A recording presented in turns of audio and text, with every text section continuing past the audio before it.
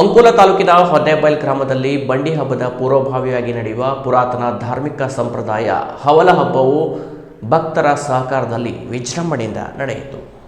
ಈ ಭಾಗದ ಶಕ್ತಿ ದೇವತೆಗಳಾದ ಶ್ರೀ ಮಾಣಿಬೀರ ದೇವರು, ಶ್ರೀ ಬೊಮ್ಮಯ್ಯ ದೇವರು ಹಾಗೂ ಶ್ರೀ ಕುಸ್ಲೆ ದೇವರು ನೆಲೆಸಿರುವ ಹೊನ್ನೇಬೈಲ ಗ್ರಾಮವು ಪುರಾತನ ಕಾಲದಿಂದಲೇ ಪ್ರಮುಖ ಧಾರ್ಮಿಕ ಕೇಂದ್ರವಾಗಿದ್ದು, ಇಲ್ಲಿನ ಬಂಡಿ ಹಬ್ಬ ಹಾಗೂ ಆವಲ ಹಬ್ಬಕ್ಕೆ ವಿಶೇಷ ಮಹತ್ವವಿದೆ. ಫೆಬ್ರವರಿ 1ರ ರವಿವಾರ ಶ್ರೀ ಭಂಡಾರದೇವಿ ದೇವಾಲಯದಲ್ಲಿ ಶ್ರೀ ಕುಸ್ಲೆ ದೇವರ ಕಳಶವನ್ನು ಸರ್ವಾಲಂಕಾರಗೊಳಿಸಿ ವಿಶೇಷ ಪೂಜೆ ಪ್ರಾರ್ಥನೆ ಸಲ್ಲಿಸುವ ಮೂಲಕ ಆವಲ ಹಬ್ಬದ ವಿಧಿವತ್ತಾದ ಆಚರಣೆ ಆರಂಭವಾಯಿತು. ನಂತರ ಕಳಶ ಹೊತ್ತ ಗುನುಗರು ಗಂಭೀರ ಹೆಜ್ಜೆಯೊಂದಿಗೆ ಹೊರಟು ಹುಲಿದೇವರ ಗುಡಿಯ ಬಳಿ ಧಾರ್ಮಿಕ ಸಂಪ್ರದಾಯಗಳನ್ನು ನೆರವೇರಿಸಿ ಕುಸ್ಲೆ ದೇವರ ಕಳಶದ ಮನೆಗೆ ಕೊಂಡೊಯ್ದರು. ಅಲ್ಲಿ ಶೃಂಗಾರಗೊಳಿಸಲಾದ ಶ್ರೀ ಮಾಣಿಬೀರ ದೇವ ಹಾಗೂ ಶ್ರೀ ಬೊಮ್ಮಯ್ಯ ದೇವರ ಕಳಶಗಳಿಗೆ ವಿಶೇಷ ಪೂಜೆ ಸಲ್ಲಿಸಲಾಯಿತು.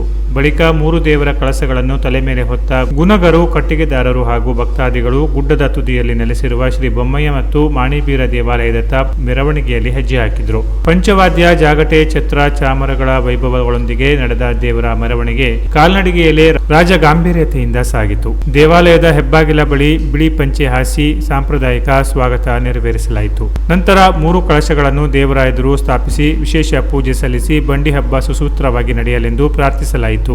ದೇವಾಲಯದ ಟ್ರಸ್ಟಿ ಹಾಗೂ ನಾಟಿ ವೈದ್ಯ ಹನುಮಂತ ಬೊಮ್ಮಗೌಡ ಅವರು ಬಂಡಿ ಹಬ್ಬ ಸಾಂಘಿಕವಾಗಿ ನೆರವೇರಲು ಶ್ರೀದೇವರ ಆಶೀರ್ವಾದ ಮತ್ತು ಸರ್ವರ ಸಹಕಾರ ಕೋರಿದರು. ಕಾರವಾರದಿಂದ ಹೊನ್ನಾವರದವರೆಗೆ ಹಾಗೂ ಸಿರ್ಸಿ ಸೇರಿದಂತೆ ವಿವಿಧೆಡೆಯ ಭಕ್ತರು ಈ ಭಾಗದಲ್ಲಿ ಭಾಗವಹಿಸಿ ಹರಕೆ ಸಲ್ಲಿಸುವ ಸಂಪ್ರದಾಯ ಅನಾದಿ ಕಾಲದಿಂದ ನಡೆದುಕೊಂಡು ಬರುತ್ತಿದೆ.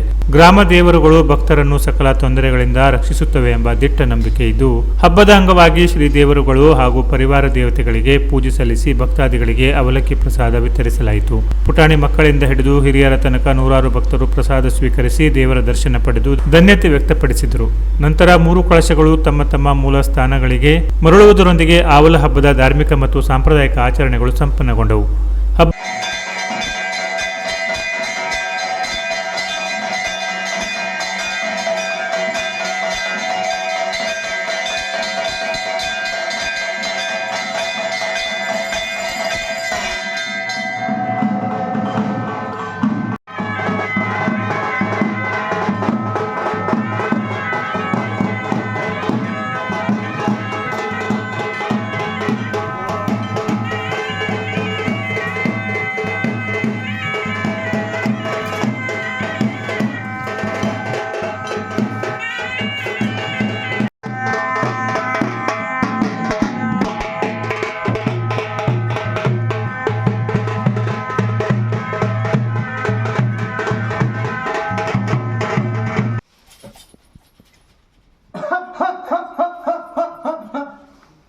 ಒಳ್ಳೆಯದು.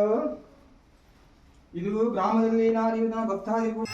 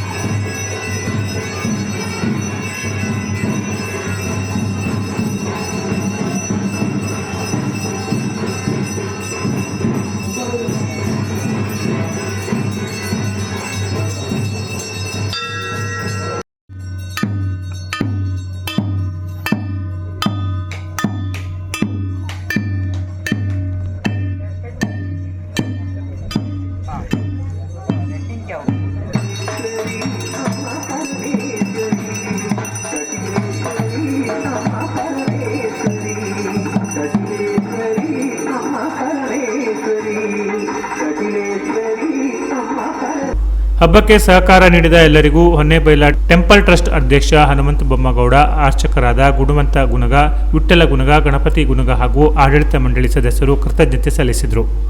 Canara plus news